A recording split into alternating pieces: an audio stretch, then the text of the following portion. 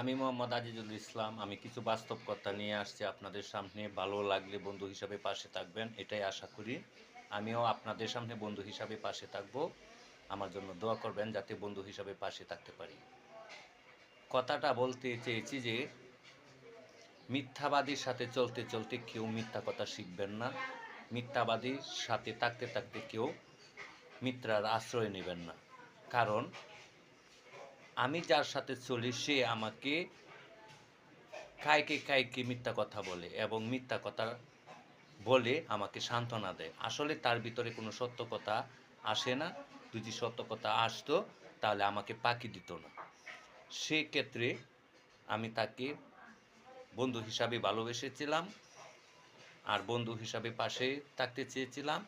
তার মিথ্যা কথার জন্য আমি আর বন্ধু হিসাবে তার পাশে থাকবো না এবং বন্ধু হিসাবে তাকে ভালোবাসবো না। কারণ তার সাথে আমি থাকতে থাকতে আমিও মিথ্যা কথা শিখে ফেলেছি।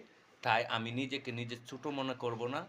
আমি কোনো সময় মিথ্যা কথা বলেও না এবং মিথ্যা কথা বলতে চাইও না। কারণ তার কাছ থেকে আমি যা শিখেছি তাই বলতেছি। আশা করি আর কোনো দিন মিথ্যা কথা বলবো না, সত্য কথাই বলবো।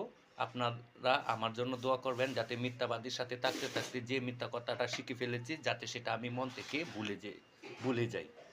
আর মিথ্যাবাদীর স্থান আমার কাছে আর নেই। আমি মিথ্যাবাদীকে প্রশ্রয় দেব না। আপনারা আমার জন্য দোয়া করবেন যাতে মিথ্যাবাদীকে আমি দূরে রাখতে পারি। অসংখ্য ধন্যবাদ বন্ধুরা।